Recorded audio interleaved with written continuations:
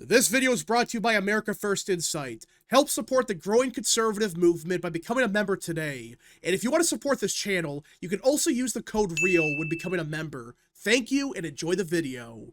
I made a video yesterday talking about how President Trump's approval has not been as bad as some people are claiming. Now, it's gone down and it is below water by a couple points, but some people were claiming that Trump's approval was below water by 50 points and swung 20 points overnight. They were claiming the base is done with him.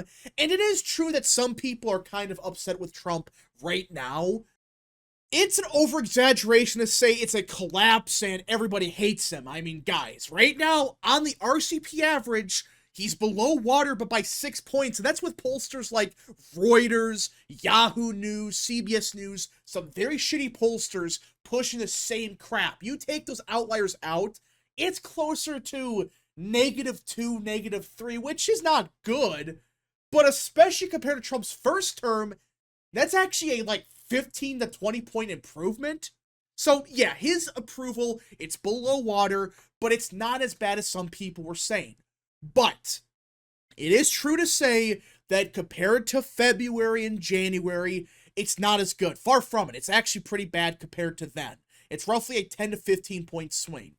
But there is a pathway for Trump to experience a resurgence. It's not like he's for sure done and there's no way for his approval to go back up.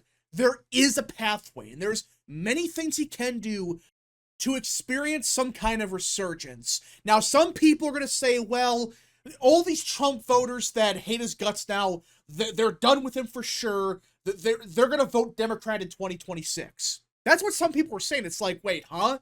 You really think a large chunk of these Trump voters are going to swing and vote Democrat? Really? They may not vote in 2026. That's the real concern. But right now, there is nothing proving that there's this magical Democrat surge. And really, you could argue, despite Trump's approval going down and Republicans being below water by 20 points, they're still killing Democrats in voter registration. Look at Pennsylvania. Now, both parties lost a lot of voters, but Republicans still had a net gain of 15,000 voters. And compared to 2024, Republicans have swung Pennsylvania by over 230,000 voters. Let's go to Iowa, which is not a swing state, but still, Republicans have surged here. Go to North Carolina, same deal. In fact, since 2024, it's been a net gain of over 200,000 voters. Yeah. Does this look like a full-blown collapse? I know voter registration, it's not everything. Some states have looked pretty bad for the GOP in the last couple of months, but there's reasons for that. But the main states we look at, like North Carolina, like Pennsylvania, it's looking good for the GOP, which is crazy because you would think, especially now, Republicans would be doing awful just for the simple fact that Trump's approval has gone down. But as of now, we're not seeing it anywhere. Any of the key states we look at, there's nothing. There might be a month or two where it looks good for the Democrat Party, but the trends go back to normal. So yeah, this argument is bullshit. There's nothing here to prove, at least with voter registration, that Trump is suffering a collapse that he can't reverse. And again, yesterday I made a point that there is no sign of this 30-point swing. There's nothing proving this. So, let's look at Trump's approval again, because right now, it's -6. You take all the shitty pollsters, it's closer to -3, -2, which, again, compared to 2020 and 2016, that's damn good. That's like a 20-point improvement. But it can be better. There is a pathway for Trump to get back to January, where he was a +5 in the average and closer to +10 when you factor out the same shitty pollsters. So yeah, there is room for Trump to improve. And there's a bunch of things he can do the next couple of weeks that I really believe can reverse everything. Now, I know everyone's going to say the Epstein Files. That's #1 issue. Yes.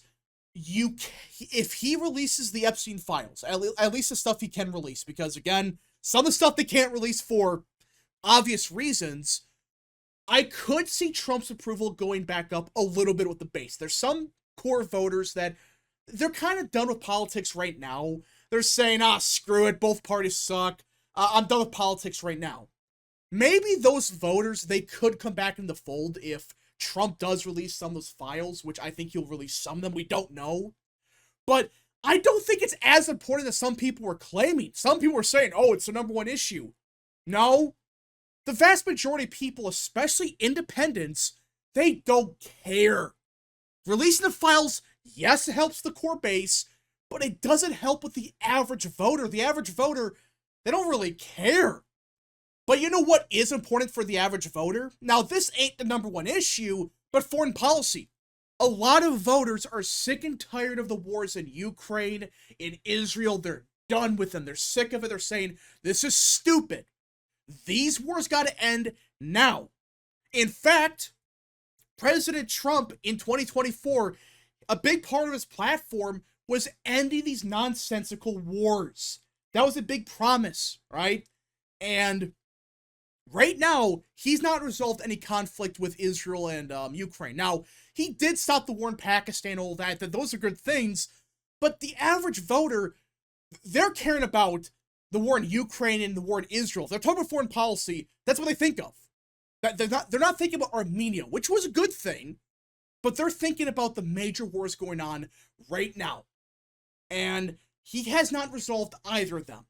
But there is a chance next Friday for the war to potentially end in Ukraine, as President Trump is meeting President Putin in Alaska, with President Zelensky maybe showing up. We don't know for sure, but this could be a major win for Trump if he could somehow get this nonsensical war over with.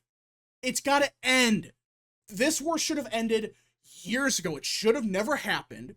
In fact, the average Ukrainian is done with the war, as Gallup released a poll a little while ago showing that even in Ukraine, the vast majority of people, 69% exactly, said, we have to end the war. We got to negotiate an end to the war as soon as possible. Only 24% are saying, yeah, we should continue fighting. This is in Ukraine, and they're saying, screw it. They could take a part of our country. This war's got to end. Too many people are dying. If Trump can resolve the war in Ukraine, that alone would help him big time in America. In my opinion, even across the world probably. I mean, a lot of people are sick of the war. But it would help him here because the voters want these wars to stop. They're saying, this is stupid. All these people are dying for no reason. These wars are going on for no real reason. These people are dying. Innocents are getting killed. It's got to stop now. Instead of trying to support the war forever, no, this got to stop. It's gotten so bad that even Lindsey Graham is saying, yeah, it's time for the war to end. When Lindsey Graham is saying, we got to end the war in Ukraine, you know it's unpopular. You know it's gotten so bad that even Lindsey Graham understands that, okay, this war's stupid. All these people are dying. It's unpopular everywhere. The average person wants the war to end. Even in Ukraine, they want the war to end. So, yeah, Lindsey Graham of all people saying, this has to stop now. If Trump could get some kind of deal done next Friday, we don't know what, if he can accomplish that, that would help a lot, especially with some of these core voters that voted for Trump to bring peace abroad. That was a big chunk of his coalition in 2024, the anti-war vote. They're saying, these wars are nonsensical. Please stop them. And a lot of them are disappointed. They're saying, we voted for peace. And right now, we're not seeing any sign of it. If he can end the war in Ukraine, that's a big win. That is a huge deal. So that's the first thing he can do, which he can do relatively quickly, because he's meeting with Putin next Friday in Alaska. There is a chance to agree to something. So that's number one. If he can resolve the war in Ukraine, that alone should stop any kind of bleeding. Because a lot of voters will be like, hell yes. The war in Israel might be going on still, but at the bare minimum, you stop the war in Russia and Ukraine. You stop that the people are not dying anymore. Good. But that's only one thing. In my opinion, this is like the least important thing he can do, though it would help tremendously. But let's look at the other stuff that really would help Trump much more. And the second thing is what he's about to do in DC. As for those that don't know, it's expected tomorrow that President Trump is going to take over DC. As currently it's a shit show. It's hideous. It's horrible. It's a shithole. It's bad. It's gotten so bad that President Trump more than likely is going to retake the Capitol. He's more than likely going to federalize the city, which we should have done a long time ago. And he put out this statement today. He said, "We're having a news conference tomorrow in the White House. I'm going to make our Capitol safer and more beautiful than it ever was before. The homeless have to move out immediately. We will give you places to stay, but far from our capital. The criminals, you don't have to move out. We're going to put you in jail where you belong. It's all going to happen very fast, just like the border. We went from millions pouring into zero, blah, blah, blah." Point is, he is saying, we are taking our capital back. It's a shithole. This is disgusting. We're going to physically clean up this filth. This is happening not just in DC, but it's a big problem in DC. I mean, this is the capital. And this is what's happening there? What do you think's happening in LA, Chicago, New York City? It's even worse. So if Trump can physically clean up these cities, a lot of people are going to be saying, hell yes. About time somebody did something with our cities. We got to clean up our cities. It's disgusting. The fact that you have cities like San Francisco, Seattle, they used to be some of the greatest cities in the world 20 years ago, 30 years ago, and now they're shitholes? Really? A lot of people, they want to see our cities clean. They want to see our cities livable.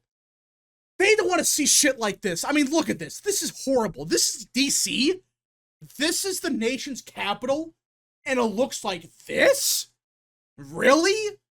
So yeah, I'm hoping President Trump, he is serious about this. He says, no, we're going to take back our capital once and for all and do this everywhere. Not just DC. Take back Seattle. Take back San Francisco.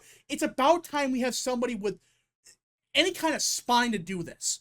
This should have been done years ago. I'm still mad at Trump for not doing it his first term when he should have done it, but this is an opportunity to take back our cities and improve the quality of life for people in these areas. This is a very underrated thing. I think this is one of those things that Trump does. His approval could surge. I'm not saying it's going to go up 20 points, but if people are seeing our cities improve dramatically, like overnight, they'll be like, okay, the quality of life is getting better. Things are actually improving. But again, this is not the number one issue. This is like the second most important thing he can do in the next couple of days. Start cleaning up our cities. Start fixing up DC once and for all. But of everything we have to talk about, the number one issue by far is the economy and inflation. Right? That's the number one concern a lot of people have. Now, Trump has done a good job in terms of getting investments. Like in the next couple of years, we're going to see a lot of good paying jobs come back to America. We're seeing trillions of dollars. The problem is that that's not going to start taking effect until probably next year. So we're not going to see the benefits of it right now. More than likely sometime next year. So right now, the economy is still not that good. It's gotten better. But there is one thing Trump can do, and there's been hints at this, that would help him the most. Deal with the housing market. This is getting crazy. Guys, you can't buy a house right now. The average person cannot afford anything nice. Maybe they're able to rent some shitty apartment, maybe. But outside of that, the average person is getting screwed.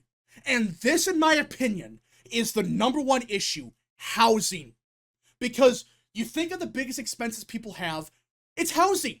By far, it's the biggest expense people are worried about that's not slowing down. In fact, it seems like in recent months, the prices have gone up even more. The cost of housing have surged. That's not good. And that's a huge issue. That's why a lot of people are saying the economy sucks right now. Even though it's gotten slightly better, it's improved, especially with inflation. The housing market is so big, and it's such a mess right now. That's why people are saying, oh, the economy sucks right now. There's nothing getting better. It's all over. And, I mean, just look at this graph right here. This graph should terrify everybody. Because right now, there are 500,000 more home sellers than home buyers in America right now.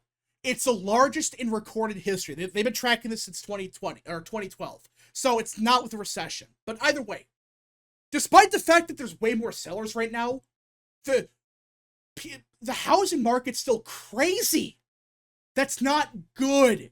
This market is overinflated. Nobody can buy anything decent. Meanwhile, the Trump administration has not really done enough to resolve this. Well, that might be changing. As in the last couple of days, you've been seeing some hints from the Trump admin about some kind of policy coming up. Now, Howard Lutnick, the Commerce Secretary, posted this. This was a meme that Trump posted on Twitter, but for those that don't know what it says the Great American Mortgage Corporation, and it's listed on the New York Stock Exchange. Now, I'm not saying this is what's going to happen, but there might be hints as to what the Trump admin is going to do. They might focus on trying to bring down the cost of a mortgage, which if they can accomplish that, that's going to help so many people. I have no clue what they're trying to do here. I don't know. But there are hints that, hey, maybe they bring down the cost of a mortgage, which if they can accomplish that, that's a bunch of problems dealt with immediately.